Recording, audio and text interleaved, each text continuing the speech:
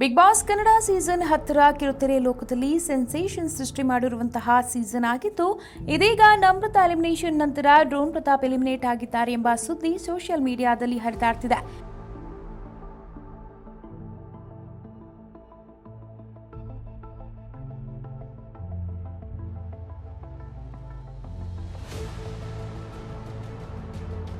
ದೊಡ್ಡಮನೆಯಲ್ಲಿ ಇದೀಗ ಒಬ್ಬೊಬ್ಬರೇ ಎಲಿಮಿನೇಟ್ ಆಗಿ 7 ಮಂದಿ ಸ್ಪರ್ಧಿಗಳು ಉಳಿದುಕೊಂಡಿದ್ರು. ಆದರೆ ಈ ವಾರಾಂತ್ಯ ನಮ್ರತಾ ಬಿಗ್ ಬಾಸ್ ಮನೆಯಿಂದ ಔಟ್ ಆಗುವ ಮೂಲಕ ಫ್ಯಾನ್ಸ್ಗೆ ಶಾಕ್ ಕೊಟ್ಟಿದ್ರು. ಈ ಬೆನ್ನಲ್ಲೇ ಡ್ರೋನ್ ಪ್ರತಾಪ್ ಕೂಡ ಎಲಿಮಿನೇಟ್ ಆಗಿದ್ದಾರೆ ಎಂಬ ಸುದ್ದಿ ಸಾಮಾಜಿಕ ಜಾಲತಾಣದಲ್ಲಿ ಹರಿದಾಡ್ತಿದೆ.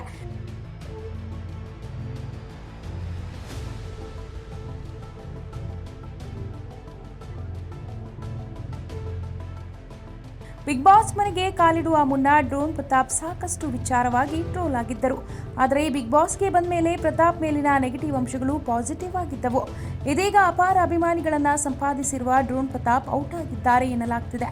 ಅಷ್ಟಕ್ಕೂ ಈ ಸುದ್ದಿ ನಿಜಾನಾ ಎಂದು ಕಾದು ನೋಡಬೇಕಾಗಿದೆ.